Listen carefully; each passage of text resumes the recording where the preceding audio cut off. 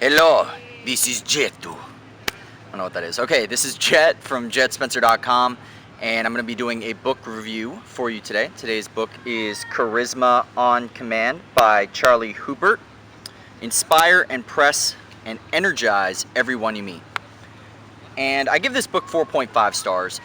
The reason why I like this book in particular is simply because most books that have to deal with influence or have to deal with relationship dynamics or social dynamics simply go on a very surface level baseline, and they don't necessarily give you specific exercises and things to execute once you've actually read the book. A lot of the times it's just theory.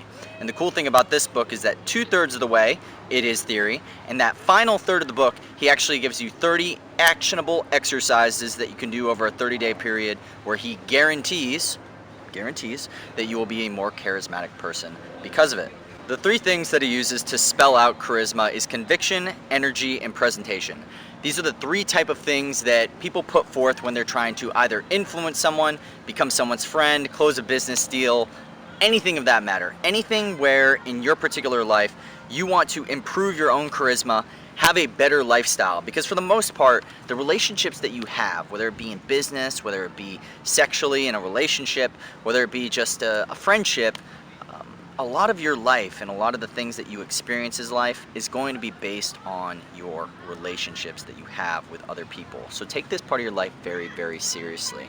Another thing that he goes on to say is that there was actually a study where they were trying to base down like what is the meaning of life or what is the meaning of happiness, and they come to find out they were able to distill it down to the relationships that you have with other people. So when you're on your deathbed and you're on your last breaths, you're not going to worry about, did you watch that last TV show? You didn't catch the final episode, or you really wish you went to that trip to Australia and scuba dived. I mean, of course, all these things are important in terms of like getting a broad sense of life and experiencing life, but what it really boils down to is the relationships that you have with other people. Those are the things that you're going to think about when your time comes, when the Reaper speaks. Jeez, didn't mean to get so grim there. Okay, so back to charisma. So the first thing is conviction. If you don't actively talk about something with absolute conviction, the people are not going to listen to what you say. It could be anything. I mean, if you are like umming and eyeing and literally everything you say is just something that just doesn't have that oomph behind it, then it doesn't matter what you do. You could literally be saying everything right. Everything you say could be factual, but it won't matter because it will just boil down to people won't trust you. You don't have that heart in it. You don't have your soul in it. You don't have your gut in it. Everything that you're communicating to people, from your eye contact to your voice projection to your vocal tonality, every single piece of that information is going to be key into not only influencing other people, but having healthy relationships in general. The second thing he talks about is energy. You have to be able to give yourself your own positive emotions. And by the law of state transfer, the people around you are going to feel the emotions that you feel. So if you're in a business deal, you want honesty and integrity, good strong eye contact, great like handshakes, very good physical dominance, and simply being straight up with that person and letting them know that this business deal is going to enhance their life. If you have that integrity, if you have the feelings of integrity, people are going to want to do business with you because they feel that energy coming off of you. Same type of thing is if you want to cement a friendship, if you want to be the guy that the person that everyone wants to be around, simply embody those fun, happy, positive emotions. You would be so blown away simply just by like pumping your own state, feeling really good about yourself, and then going out there and socializing with people, and everyone's like, oh my God, rather than being the guy who's like chasing, like I need value from other people, generate your own value from inside yourself and pull people into your reality. Everybody just wants to have fun, and if you're the one having the most fun, everyone's want to become a part of that. And the last thing, think about the last time you went up to a pretty girl or a pretty guy, whoever, and you go up and you're feeling maybe like a little nervous, some butterflies. They feel what you feel. It's the golden rule in terms of energy. So if you're going up there all nervous or you don't have a lot of confidence in your approach, they're going to feel that off of you, and they're going to be like, oh, this person, when they typically do something like this, they don't have good reactions. Because if you're the type of person that got good reactions by going up to either a male or female, and you were reciprocated those type of feelings, then you would be very confident. You'd be at ease with yourself. You'd realize it's not a big deal. and you'd go up and show that you are a true person, you know, the person that you are, the person that you present yourself to be. You know, a good thing in terms of this is, you know, put yourself in that position. So if you want the girl or the guy to be happy, horny, friendly, nice, warm, affectionate, put yourself in those type of emotions, and it's a lot easier for that person to just jump in to your bubble, so to speak. He quotes Henry Ford in the book at one point, "The man who believes that he can and the man who believes that he can't are both right," which is completely true. If you have conviction in no matter what you're doing, it's going to resonate in all of your words and all of your actions and all of your gestures. Everything is just going to be put forth like, hey, this is me, this is what I'm bringing to the table. You can become a part of that, or you don't have to. And that's the thing too. In terms of influence, it really is less about trying to convince people. Influence is you being a center of value, being a beacon of hope, being a light bringer, giving value simply just by being you, whether it be through fun, through business connections, through, you know, anything that people would deem of value or valuable in their eyes. Obviously, beauty is in the eye of the beholder, you know, depending on what it is. But if that person sees value in you, they'll automatically want to become a part of your life. So rather than trying to get the people, instead attract them to you. A lot simpler that way.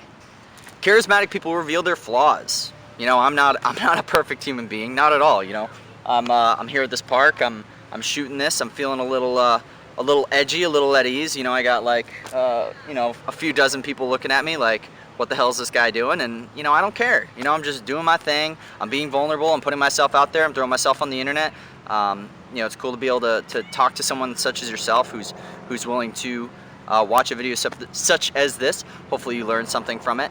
And if you think about it that way, if you're willing to show your flaws, willing to show your vulnerability, whether it be, you know, in any type of social interaction, people are going to see that authenticity and they're going to want to become a part of it. So, yeah, the book was, it was a good book, and I like the book. Okay, so when you have ums and ahs and you're like not making eye contact, you don't have that good vocal projection and vocal tonality, people are going to just tune you out immediately because there's literally zero reason to listen to you. You have to have the conviction behind it. You have to have the balls behind what you're saying. The last thing he talks about is presentation. You want to be able to present yourself in a particular way so that people will buy into your message. The easiest and quickest way to do that, honestly, is through your clothing. So think about the types of messages you're sending to other people. I mean, if you're going in and you're trying to be a lawyer and you show up looking like a scrub, looking all grungy, it's not going to work out.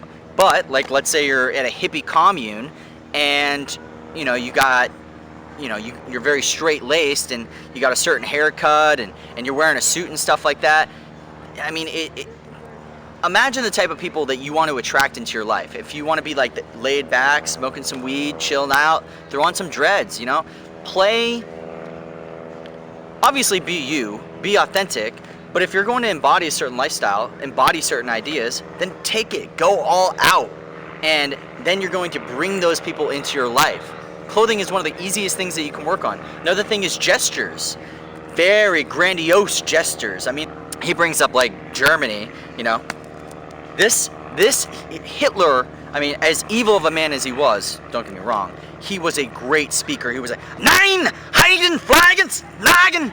That's not German, but he was very convicted in what he was saying, and people bought into it, even though what he was saying was complete and total garbage.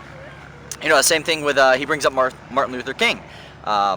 You know, Martin Luther King, I Have a Dream speech, he was, you know, just resonating power, just huge, very large, grandiose, emotional gestures, because these types of things communicate power. There's a recent study that says 93% of all communication is nonverbal. So with that in mind, everyone's always so like caught up on like, what's the word? What do I gotta say? Like, is this story gonna be good enough? Lower the bar, first of all.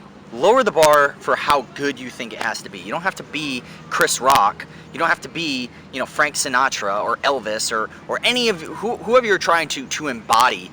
Lower the bar a little bit. You know what I mean? Love yourself. Relax. Chill. Be you. Be authentic. People will love that a lot more than you trying to throw on this show. But if you think about subcommunication, we're talking about eye contact. Give that good, strong, steady eye contact. Pick an eye. Relax your eyes and just look at somebody. Relax, smile, chill. You would be blown away with how much influence you have just by making eye contact. It is something that it's like a lost art. People are so afraid. They got the darting eyes and they have no idea where to put their eyes. Center your eyes on the person. Your connections with that person will automatically become so much more robust, a much stronger structure for a profound relationship than if you were to look at the bridge of their nose or look at them on the mouth or the chin, or you just can't seem to just relax. Eye contact, voice projection. Doesn't matter what you say.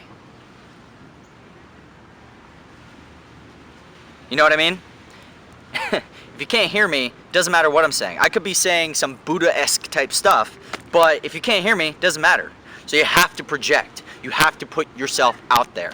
And the last thing, vocal tonality. So think about when you go to say something, you always have that friend that always has a plan. They're always convicted. Whatever they're saying, it's just like it comes out as a statement rather than as a question. So it's like, hey, we should go get, let's get a drink of water? You see how like when it curves up like that, it comes off as a question. But if you make it as a statement, you'll notice your vocal tonality bridging down. So it's like, let's go get some water. It comes out as a statement, it has that oomph behind it. So much more people are willing to incline to be jumping into your frame when you're going to lead them to an area where they want to go. Combine these big three things together, along with big robust gestures, being your true authentic self, strong vulnerability, good eye contact, and I guarantee you your charisma will skyrocket. And to wrap it all up, you know, like I said before, he has exercises at the end of the book. This is really the thing that made this book kind of like give me that extra 0.5 star for it. Because in all honesty, like I said before, a lot of these books come in, it's just so much theory. And it never gives you like that real attunement to what you are supposed to do after you read the book. It's like, figure it out, right? Well, this book, it actually gives you actionable exercises that you can then procure and use in your life immediately. He gives you a 30-day plan that you can go on to instantly increase your charisma. If you're somebody who's struggling in any sort of social relationship, or you find yourself in a place where you're just not happy and you just want to increase health, wealth, and relationships because your life will be predetermined by the relationships that you forge with other people. So take this very, very seriously. Once again, the book is Charisma on Command by Charlie Houpert. If you enjoyed the video, please make sure to subscribe, like, and or comment. And that's all. Good fortune, my friend. Jecht Spencer. Out. Jecht.